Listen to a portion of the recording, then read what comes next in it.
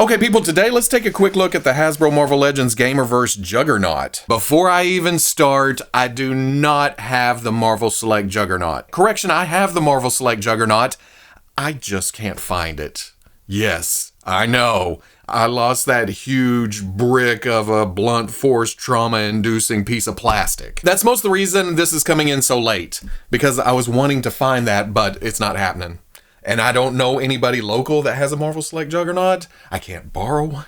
I can't find one. So if you were here just for that comparison, I'm sorry. Looking at the package, it's what we're used to with the Gamerverse offerings lately. You have your Marvel Legends logo, you have your Gamerverse logo, you have Juggernaut in that video game font style, and then a window to see this big ass figure. On the side, there's a game style Juggernaut along with a pretty promotional picture. Then on the back, there's Juggernaut celebrating over Silver Samurai's downed body. You win! Warning, small parts may be generated. I gotta think there's stuff that comes off that you can shove in your mouth hole and choke on, but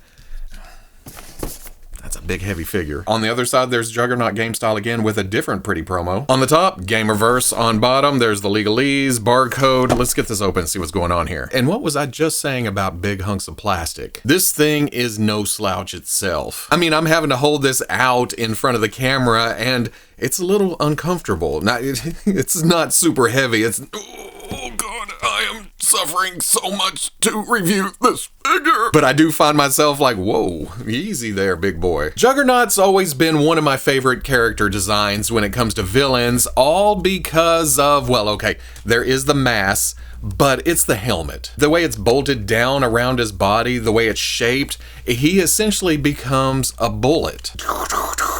But I also dig how the face just kind of peeks out through the eye and mouth holes. It's almost like he's trapped within his own armor, but he's kind of happy about it because he's safe and secure in there. Don't get me wrong, he's powered by the Gem of Cyttorak or Cyttorak or however it's pronounced, but this protects him from mental attacks. And that was always a thing with his half-brother. That's really just some rambling about design choices and character history, but this is X-related, so it's near and dear to the heart. There's rivets running around the helmet, and it has kind of a, it's not a beat-up metal texture to it, but it's definitely different from the body. But it's not unique because it's also out here on the armbands and then the bracers. Also a little bit to the knuckle dusters, but not as much. That always threw me off because metal, metal, metal, metal, but then the bodysuit is the same color, but it's flexible. It goes down into his musculature. And there is just the brown base body, but there is some shading to the deeper recesses running on the legs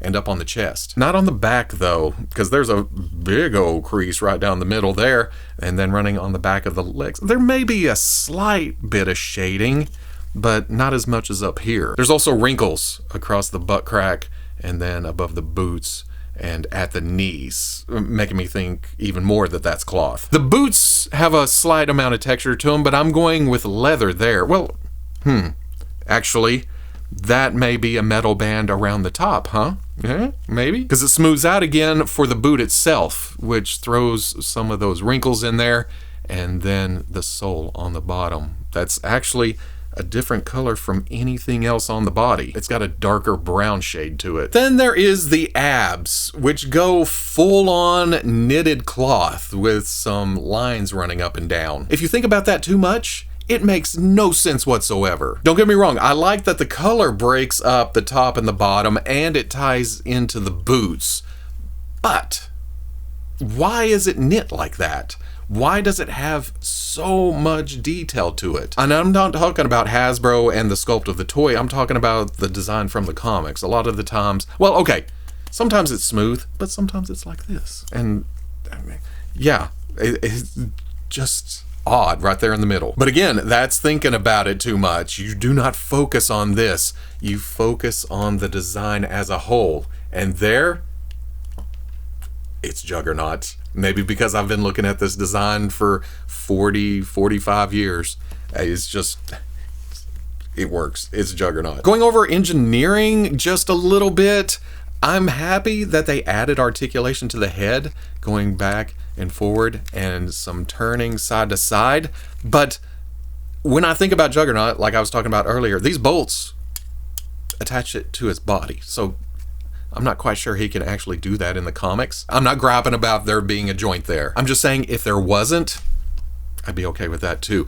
But as is, it does go down over the body pretty good. It doesn't gap up unless you get crazy with it. The hips are wide open, and that's probably to allow articulation up to here. But because of the weight of things, if you kind of shake it around, it's not floppy, it's more flexy. It's not gonna fall down once you get them standing up. It's not buckling under its own weight. But if you're holding it right out of the package, you think, oh, the limbs do kind of jump around a little bit. And then at first you think, okay, there is a swivel at the bicep and at the elbow, but that's not true. The bicep piece is a cover for the rod going from the lower arm up into the shoulder. That can rotate independently of the arm itself. So it's not actually meant to turn there. It's just kind of meant to go with the lower arm as you turn it. Well, actually it doesn't do that either. But if you do bring it in, you can turn that in too to make it look correct. I just noticed there's a slight bit of paint to the veining on the arms too to make that stand out. It's not heavy. I thought it was shadow at first, but no, it's actually a tad bit of color. Also, design choice wise, the jowl look to the helmet, I'm guessing that's from the game. I'll be using this as a comic book version since I do not care about the Capcom games. But it's something that caught me off guard at first, but I'm okay with it because it adds a little something to the helmet. And I guess in the comic books, these are more straight across, but other than that, it's Juggernaut. You can use this in any Marvel display, or any Capcom display, or any damn display you want. Going over articulation, let's see if we can pop this head. Oh, easy enough. There is a ball at the top of a hinge in the neck. Looks like the head is a separate piece with the eyes tampoed on, and then the teeth are a separate piece. That way they don't have to be painted. But because of the shape, you don't get a lot of movement. There is a slight shift back, and then turn to here, and about right here. You go further, and the way the chin sticks down, and then back here, you're gonna pop it off the ball joint. Butterfly joint goes pretty far forward and then back. Pin coming out to the shoulder rotates around, and then a hinge goes up to about right there. Actually, that's a lie. That's where the plastic hits. If I push it down under there,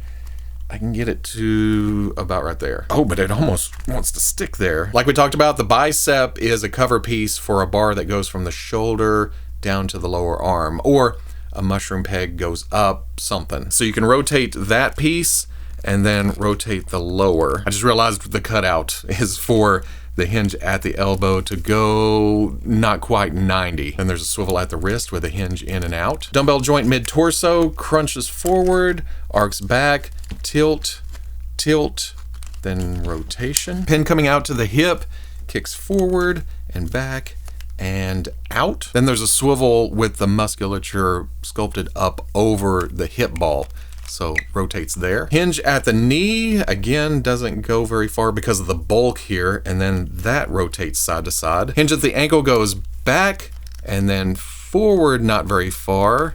There's a front-facing pin for rocker, and then a toe joint goes up to there. There is a kick that sticks out from the flatness. For accessories out of the package, there are two fists. Those are easy enough to pop out, and then you can swap those with either a left flat hand or a right grip hand. Just notice the paint on the fingernails. That's not on the fist. Oh wait, yeah it is, right there on the thumb. That should plug right in, no problem whatsoever. Then there's this punching effect, which is really just a translucent orange cone with some lines on it, but it is neat. Notice the two nubs on the inside. You can unpeg the knuckle dusters from the fist, and then those fit into their punching effect, and that works fantastically. Tougher to get off than the knuckle duster though. And does that have a up and down? Is that one way?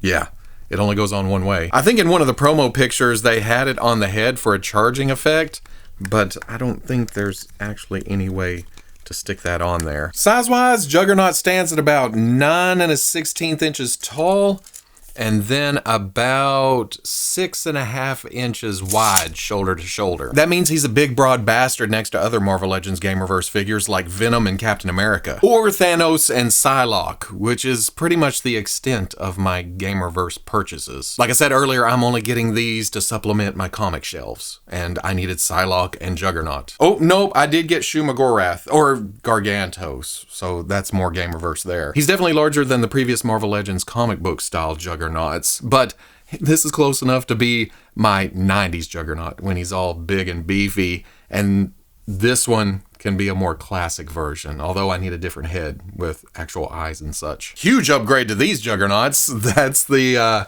X3, and then is this X-Men Classics? If this ever gets another release with comic book tweaks to it, like a smoother helmet, I'm hoping there's a skull cap under there. Remember that whenever, oh, surprise, I've got another helmet under my helmet. Then here's the old Toy Biz Juggernaut. The helmet's completely gone, and I, at one point, was attempting to shorten the arms, which I may still glue those on. Hey, look, I found the Marvel Select head.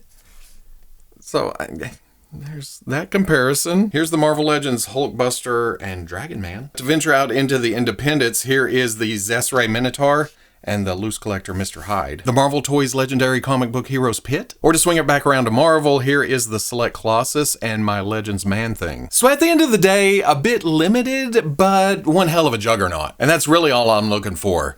A Juggernaut figure that can do Juggernaut things. I don't need high kicks, I don't need splits, I don't need extreme posing. I need a big mass of muscle in plastic form. And that's what I got. Well, I say that, I would like the elbows to bend a little further than 45, 55 degrees, whatever they do right now. And after messing around with it more, I do find that the hands pop out so easy. No, whenever you're posing around and trying to do the elbows, whenever you come around, it does want to pull out. Otherwise, this is my new comic bookshelf Juggernaut. I know everybody's after it for Gamerverse, and I should have probably compared to Ryu or Mega Man, but if you're looking for a comic book Juggernaut, that's what I reviewed. It just happened to say Gamerverse on the box. But I can have this standing up behind the villains, have them circling around, that classic feel to it. Or at least 90s style classic. Oh God, 90s are classic now, aren't they? I'd still like an old school frumpier Juggernaut, but that's down the road. Again, they were going for video game here. We can always come back around to comic book later. It's Juggernaut. We can get them over and over and over and over if we wanna. If Hasbro wants to. I better go. Bye.